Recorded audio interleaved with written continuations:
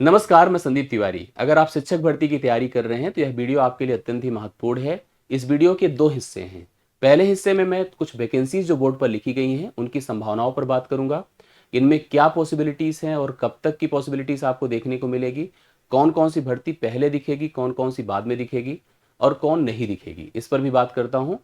इसके दूसरे हिस्से में मैं आपको बताऊंगा कि किस प्रकार से आप गणित की प्रिपरेशन मेरे साथ कर सकते हैं, इसकी प्रैक्टिस में आप अपने आप को इन्वॉल्व कर सकते हैं। मैं आपके लिए क्या प्रयास करूंगा, इस पर आपको क्या अप्रोच रखना है और किस तरह से इन्वॉल्व होना है। क्या एक साथ ही सारी तैयारी को आप डन कर सकते हैं, इस पर भी हम लोग बात करेंगे। क्या कुछ चीज़ों के लिए अलग अलग प्रिपरेशन करना होगा, उसके लिए भी बात करूंगा। तो सबसे पहले आप जान लीजिए, बोर्ड पर लिखी गई उन भर्तियों को समझिएगा। और मुझे नहीं लगता कि कोई भी शिक्षक भर्ती की तैयारी कर रहा अभ्यर्थी इन भर्तियों से अवेयर नहीं है। सबको जानकारी है, सबको वो फॉर्म भी फिलअप हो चुके होंगे जिसका नोटिफिकेशन आ चुका होगा। जो नोटिफिकेशंस नहीं आए हैं, जिनकी एक्सपेक्टेड डेट मिल रही है, उस पर भी आपके अप्रोच है, उस पर भी लगातार आप नज़र रख रहे हैं। जिन भर्तियों को लेकर के आप बहुत नेगेटिव हैं, उन पर भी आपके दिमाग में नजरें उन पर बनी हुई है। तो सबसे पहले देखिए, हमने ऊपर बड़े लाल कलर से लिखा है सुपर टेट। सुपर टेट पर हमेशा से प्रश्नवाचक चिन्ह आपने लगातार बना के रखा है, सरकार ने बना के रखा है। हम सबकी निगाहें, नज़रें इसके ऊपर बनी हुई हैं कि कब यह भर्ती आपको देखने को मिले।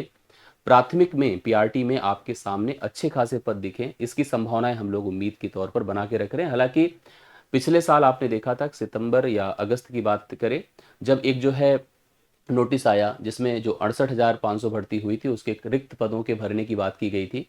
और उससे लेकर के उम्मीदें लोगों की जगी और आपने प्रयास भी करने शुरू कर दिए, हमने भी प्रयास करने शुरू कर दिए जिससे कि आपकी तैयारियां अच्छी हो सकें। और फिर भी अभी कुछ ऐसा अपडेट उसके बाद नहीं देखने को मिला जिसमें कहा फिलहाल गया था कि 3 महीने में सब कुछ स्पष्ट होगा। लेकिन अभी तक कोई ऐसी अपडेट नहीं आई है। लेकिन उम्मीदें हम लगा सकते हैं और इस बात की श्योरिटी बना कर सकते हैं कि यह साल भर्तियों का साल तो होगा, इसमें कोई डाउट की बात नहीं है। आपको नए पद, नई चीज़ें देखने को मिले या ना मिले, लेकिन यह बात श्योर है कि आपको 27,713 तो देखने को मिलेगी ही, 100% सत्य है। लेकिन इस बात पर भी आप उम्मीद रख करके चलिएगा कि पदों की संख्या जो भी आगे संभावनाएं बन रही है, ज़्यादा ही पदों की संख्या आपको देखने को मिलेगी। तो यह भर्ती आपके लिए एक बड़ा अवसर हो सकती है जिसमें आपके डाउट्स जो लगातार इतने सालों से बने हुए हैं, संभवतः उस पर विराम लगे और वह जल्द से जल्द आपको देखने को मिले। अभी पहले भर्तियों पर बात करते हैं, फिर तैयारियों पर बात करते हैं। देखिए, एक दूसरी चीज़ है यूपी टेट। यूपी टेट को लेकर के इस बात की श्योरिटी मानकर चलिए, अगले कुछ महीनों में यूपी टेट का नोटिफिकेशन आपको देखने को मिल जाएगा। और इस भर्ती से पहले यूपी टेट होना है, ये श्योर भी है, जिसमें जो नए लोग हैं उनको भी शामिल किया जा सके, सभी को समान संभावनाएं मिले, इसलिए यूपी टेट तो होगा। और यूपी टेट प्राइमरी और यूपी टेट जूनियर दोनों तरह के अभ्यर्थी यहाँ पर हमारे इस वीडियो को देख रहे होंगे।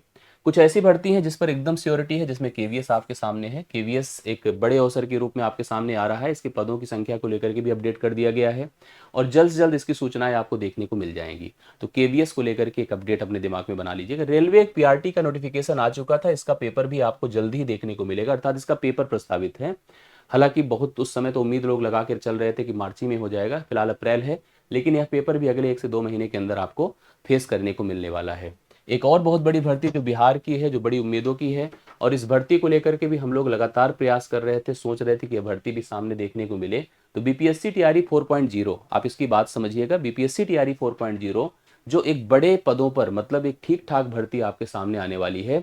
और वह भर्ती भी पिछले कुछ मतलब महीनों से हम लोग वेट कर रहे थे कि जल्द से जल्द यह भर्ती आए, 4.0 आपके सामने आए।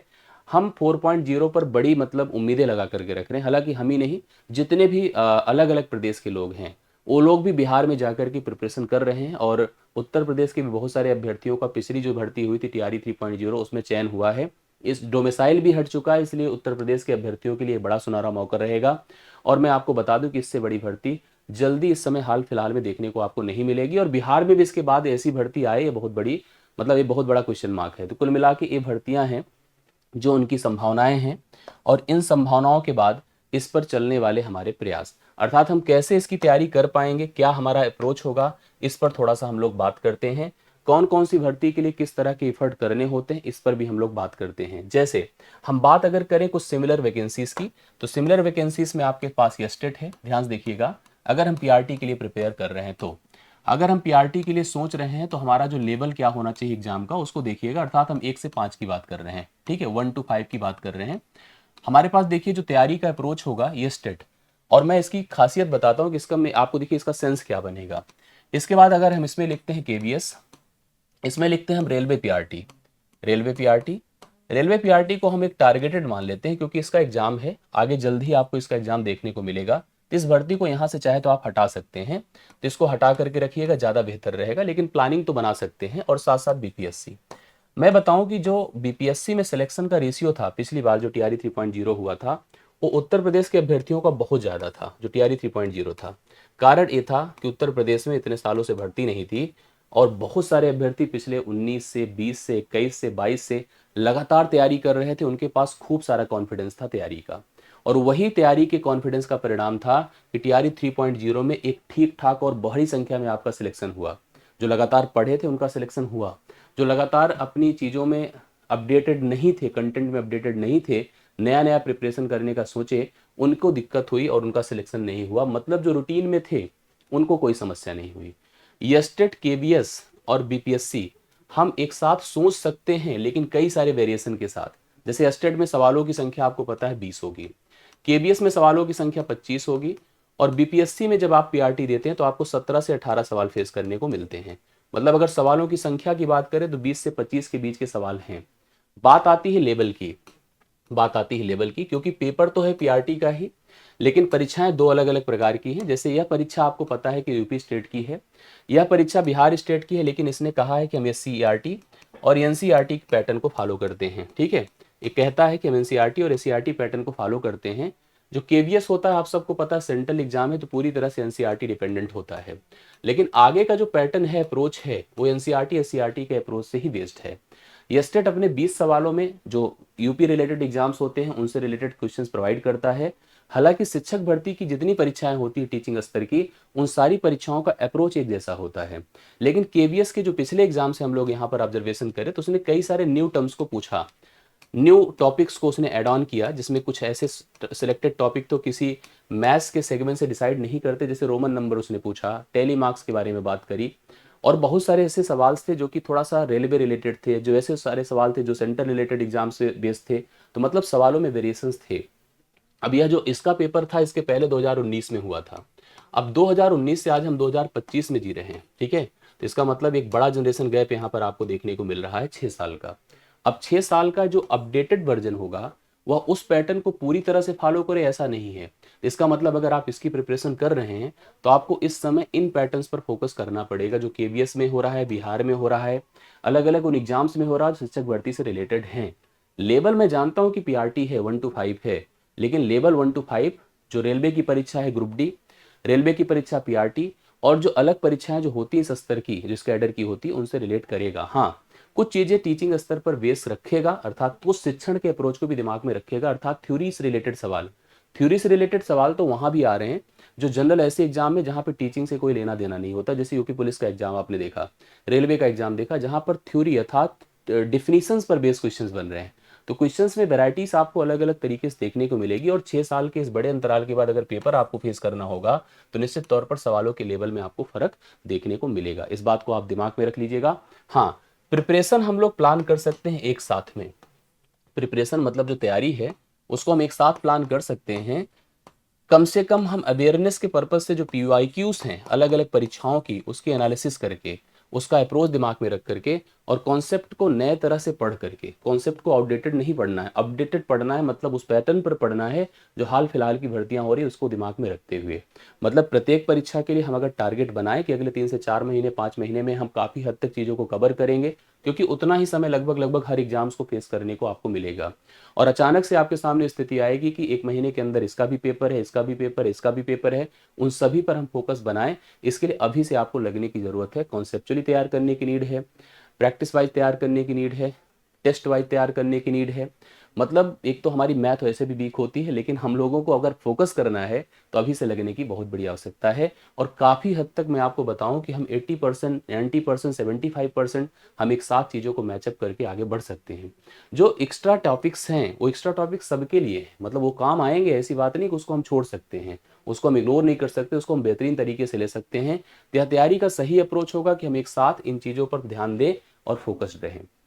बात जब यूपी टेट की आती है, ध्यान से रखिएगा दिमाग में, जब यूपी टेट की आती है, अगर आप पीआरटी से रिलेट करते हैं, ठीक है, अगर आप पीआरटी से रिलेट करते हैं तो निश्चित तौर पर एक जनरल पेपर आता है, लेकिन यूपी टेट का जो सेक्शन होता है, यूपी टेट का जो मतलब एक तरह से जो वेराइटीज होती है उसमें एकदम डिफरेंट होती है। सवालों में काफ़ी विविधता होती है, कई सारे नए टॉपिक्स ऐड ऑन कर लेता है। जैसे कि आपको बहुत सारा नंबर सिस्टम का हिस्सा वहाँ नहीं देखने को मिलेगा सुपर टेट में, लेकिन यूपी टेट अगर आप फोकस करेंगे तो नंबर सिस्टम से बहुत रिलेटेड पार्ट्स आ जाते हैं। आपको एडवांस के कई सारे हिस्से यहाँ पर फेस करने को मिल जाते हैं। प्राइमरी में तो उस लेवल का नहीं देखने को मिलता है, लेकिन जब अगर जूनियर हम कोई देते हैं, ठीक है, जो जूनियर देता है उसकी बात मैं कर रहा हूँ। अगर आप यूपी टेट जूनियर प्रिपरेशन कर रहे हैं और अगर आप बीपीएससी को टारगेट कर लें जूनियर पर, ठीक है, बीपीएससी जूनियर ले लें 6 to 8, बहुत सारे अभ्यर्थी हैं जो जुड़े होंगे 6 to 8 के, वो लोग काफ़ी हद तक चीज़ों को मैच करा सकते हैं। क्योंकि जूनियर का पेपर अगर आप पुराना देखेंगे तो आपको किसी भी वनडे एग्जाम के हायर स्तर के पेपर से कम नहीं दिखेगा उसका लेवल। एडवांस मैथ्स की तो अपनी इसमें अलग ही खूबी होती है, अलग ही खासियत होती है। और बीपीएससी जूनियर को भी आप लोग लेवल वाइज मिला सकते हैं, इसका स्तर क्या होता है। हम एक दिन सिलेबस पर डिस्कशन करेंगे, जो पाठ्यक्रम होगा उसकी वैरायटी पर हम बात करेंगे, लेकिन संभावनाओं को अगर लें तो हम इन सभी परीक्षाओं को एक साथ प्रिपेयर कर सकते हैं। इस पर हमें कैसे शुरुआत करनी है, इस पर आपके राय, मतलब क्योंकि देखिए कोई चीज़ मैं प्लान करूं उस सबसे ज़्यादा डिपेंड करता है कि आपकी डिमांड क्या है, आप किस तरह से चाहते हैं। इसके लिए आपको ज़रूरी है कि आप एक क्वेश्चनरी जनरेट करें और उन क्वेश्चंस को हमारे सामने कमेंट बॉक्स में रखें। आप खुद बताएं हमें कि हमें किसके लिए टारगेट करना है, हमें साथ में करना है, हमें अलग अलग करना है, और हमारे लिए क्या सजेशन है कि हम कैसे कर सकते हैं, हम अलग अलग कराएं। जैसे अभी आप बीपीएससी को लेते हैं तो बीपीएससी में बहुत सारे लोग का सजेशन आता है कि सर पीआरटी कराइए, बहुत लोग का सजेशन आता है जूनियर कराएं। हर व्यक्ति अपनी डिमांड की बात करता है, अपनी अपनी ज़रूरत की बात करता है। लेकिन हम ऐसा क्या कर दें, और हमारी प्लानिंग भी है, हम ऐसा क्या कर दें कि हम एक साथ एक जैसे चीज़ों को लेकर जहाँ ज़रूरत पड़े वहाँ चीज़ों को बांट दें, वहाँ फिल्टर कर दें, वहाँ के हिसाब से चीज़ों को अपडेट कर दें। क्योंकि जो अभ्यर्थी है वो एक ही है और वह संभावनाएं तलाश कर रहा है, उसको जो भी मिल जाएगा वो फेस करेगा, उस पर चैलेंजेस की तरह उसको लेगा और उसके चीज़ों को अपडेट करेगा। हाँ, अब अलग अलग पता चले हम मैथ पढ़ें केवीएस के लिए, मैथ पढ़े बीपीएससी के लिए, मैथ पढ़े एस्टेट के लिए, मैथ पढ़े यूपी टेट के लिए, मैथ पढ़े डीटीपीएस, ये अच्छा नहीं होता है। आपको कई सारे ऐसे टॉपिक उठाने पड़ेंगे मैथ्स के और कहेंगे कि सर इसको हम पढ़ें ना, इसकी सारी चीज़ों को निचोड़ डालें, एस्टेट के लिए भी प्रिपेयर हो जाए, बीपीएससी के लिए भी हो जाए, केवीएस के लिए भी हो जाए। इस प्रकार से हम टॉपिक वाइज सिलेक्शन करें तो ज़्यादा बेहतर रहेगा। लेकिन टॉपिक वाइज सिलेक्शन से बेहतर पहले हमें एक ऐसे सेट्स तैयार करने होंगे या ऐसे सेट्स पर काम करना होगा जिसमें आपको एक ही सेट में अगर हम 25 सवाल उठाएं तो आपको वहीं पर केबीएस का सवाल दिखे, वहीं पर बिहार का सवाल दिखे, वहीं पर यूपी का सवाल दिखे, वहीं पर जितनी भी परीक्षाएं टीचिंग की होती हैं उन सब के सवाल दिखे। तो ऐसी मेरी प्लानिंग है और ऐसी मेरी अपनी अप्रोच है जिस पर मैं अपने हिसाब से काम करने की सोच रहा हूँ। आपके सजेशंस क्या हैं, आपके कमेंट्स क्या हैं, ज़रूर मुझे बताइएगा, ठीक है।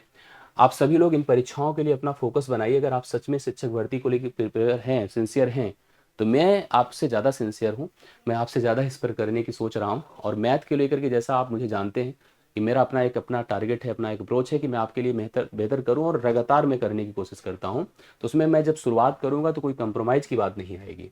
सिलेबस पर मैं एक डिस्कशन करूंगा आपसे जल्द ही, जिसमें मैं टॉपिक टू टॉपिक मेंशन करूंगा किस किस परीक्षा में कौन कौन से टॉपिक से कितने सवाल बनते हैं, किस किस लेवल के बनते हैं, उस पर क्या विविधता इस समय आ रही है, क्या वेरिएशंस हो रहे हैं, इस पर भी हम लोग बात करते हैं। सब कुछ depend on your demand, on your suggestion, आपके कमेंट्स, आपके डिस्कशन, इन्हीं सब पे डिपेंड करता है। और जो लोग हमें जानते हैं वो ज़रूर बताएं कि हम जानते हैं, हम समझते हैं आपको, आप कर सकते हैं और हम भी आपके साथ जुड़कर अच्छा कर सकते हैं। जो नए हमको देख रहे हैं वो लोग अगर जुड़े हैं तो अच्छी बात है, नहीं जुड़े हैं तो जुड़ भी जाएं। आगे चल करके आपके लिए बेहतर ही अप्रोच मिलेगा, बेहतर ही प्रिपरेशन प्लान आपके सामने आएगा। मैं आपको एक ग्रुप दूंगा टेलीग्राम का, आप सब जो मुझसे जुड़े भी होंगे इसमें, अगर नहीं जुड़े हैं तो आप इस हमारे मैथ्स के टेलीग्राम ग्रुप में हमसे ऐड हो जाएं, जिससे कि हम मैथ्स के रिलेटेड जितनी भी एक्टिविटीज़ है, पीडीएफ है, कंटेंट है, जो एक्स्ट्रा करिकुलम है, जो मैं अपने मेन चैनल टारगेट ऑन से हटकर थोड़ा सा यहाँ पर करता हूँ, वो आप में उसमें शामिल हो सकें। कोई भी कन्फ्यूजन है तो आप हमसे डिस्कशन भी कर सकते हैं, अपने कमेंट्स दे सकते हैं। मैं आपके कमेंट्स का प्रत्येक का इंतजार करते हुए आपके रिस्पॉन्स में प्रोवाइड करता रहूँगा। मुलाकात आपसे आगे सिलेबस पर, पढ़ाई लिखाई पर, प्रैक्टिस पर, टॉपिक पर होगी। सब कुछ हम लोग एक दूसरे कोऑर्डिनेशन से आगे बढ़ाते हैं। अभी के लिए मेरी तरफ से इतना ही, बहुत बहुत धन्यवाद। मिलता हूँ मैं आपसे जल्दी ही अगली क्लास में। Thank you so much.